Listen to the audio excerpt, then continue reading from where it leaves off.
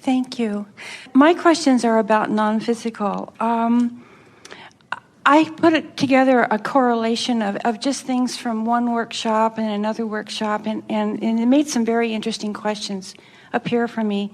There was the mention of physical experience in Samuel Adams, and then these people being here now, and that would seem like the gap of 200 years in physical time, and I realized that non-physical doesn't experience time, or I accept that, and it makes sense to me. We experience time. You're the leading edge of that which we are, and you have time, so we do too. Okay, so 200 years seems like 200 years to you too. When we look through your eyes. Right, okay, thank you.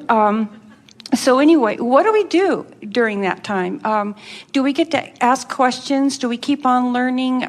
Well, do not assume that the only gaze that you have is from one lifetime to another. In other words, you are eternal. That would be like saying, I am in this body and I am a man, therefore I am a father, therefore I am a golf pro, therefore I can balance my checkbook, and I am a brother. And right now I'm playing golf, therefore I cannot think about the other things that make up the continuity of who I am.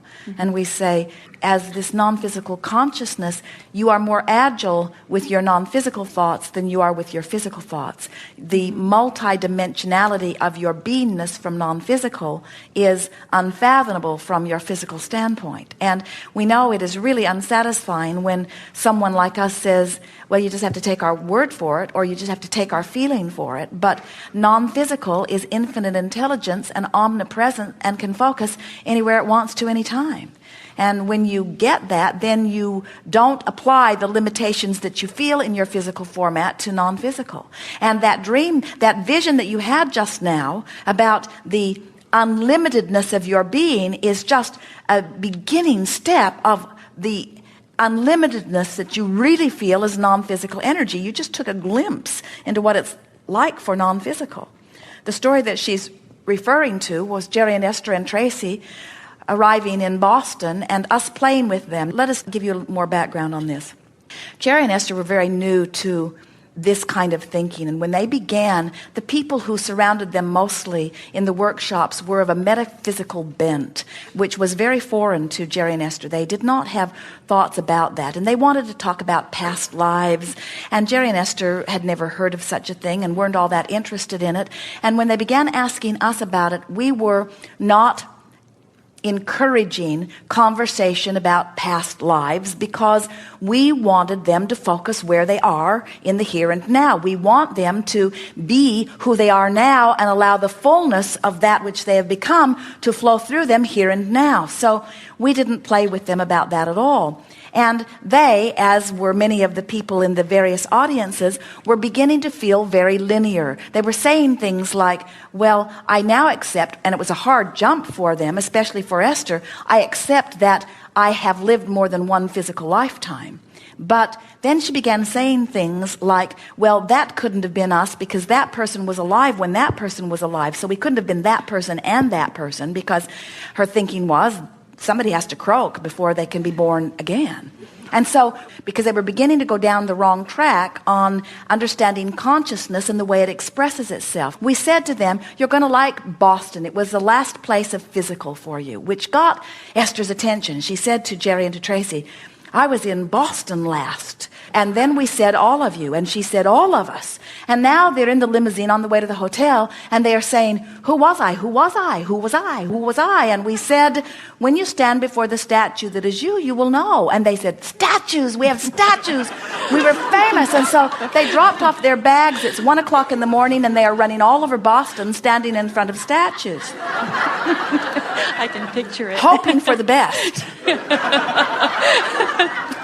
And when they stood before the statue of the renegade named Samuel Adams, troublemaker that he was, all three of them shouted, I was Samuel Adams. And then they looked at each other, not you, me. And then we explained that the energy that is within them was at that time within Samuel Adams. It was the first time that they began thinking in terms of energy stream rather than a clump of non-physical and a clump of flesh. It broke them loose into understanding that infinite intelligence and consciousness is a stream of consciousness.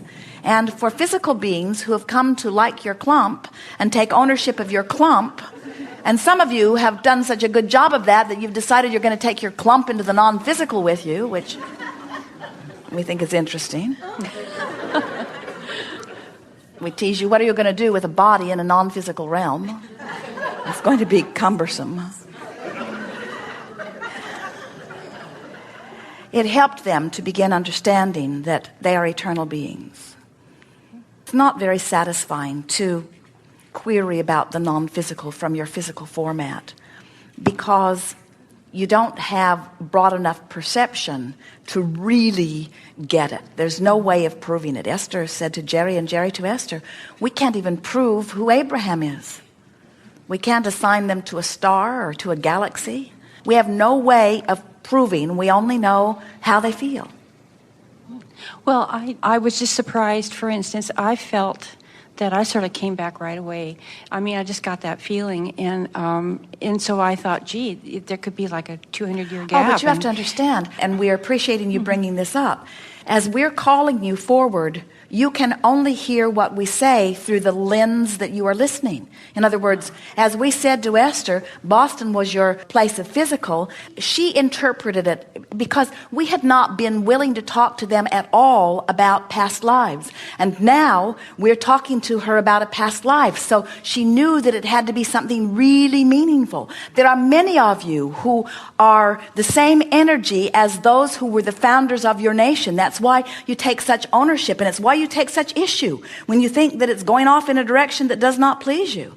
In other words, you are eternal beings who have been playing in this physical realm for a very long time. You're not new to this. The people that you come forth with in clusters as you inhabit this earth in the way that you do, you are soulmates with all of them on some level. In other words, this is non-physical consciousness playing together. It is astonishing to us that you do not love one another in the way you did when you made the decision to come forth. As non-physical energies getting ready to come forth into these bodies, you had unequivocal love for every person on the planet, and you came forth in an attitude of joining them and rejoicing and reveling in physical life. Look at the babies. That's still how they feel. They will love you no matter who you are or no matter where you live until they've been trained by their environment that they should not be that way.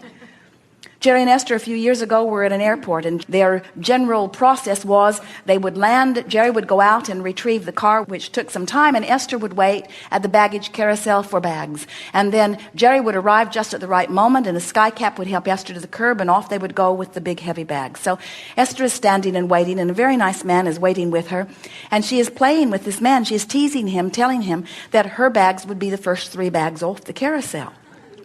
They always are, she said. And he said, no, my bags will be the first 3 bags off the carousel. They always are. And Esther said, well, that was before I was here. But now I am here. My bags will be the first 3 bags off. And he said, no, my bags will be the first 3 bags off. And then a big, beautiful bag came rolling off, the first one off. And he grabbed it and smiled and pulled it off and put it down. And Esther said, thank you very much. That's my bag. And he said, what? And he looked. Their bags were identical. They had 3 identical bags, and Esther's bags were the first 3 bags off. And because he did not know they were hers, he pulled every one of them off for her. And she thanked him profusely. They had a wonderful time. They did everything short of hugging each other. And then Jerry is watching from the doorway, waiting, and he said to Esther as she got into the car, do you know who that man was? And Esther said, no, he was very, very nice. And Jerry said, he is the television evangelist. He is the one that preaches fire and brimstone. He's the one that when you hear him, you yell, shut that off.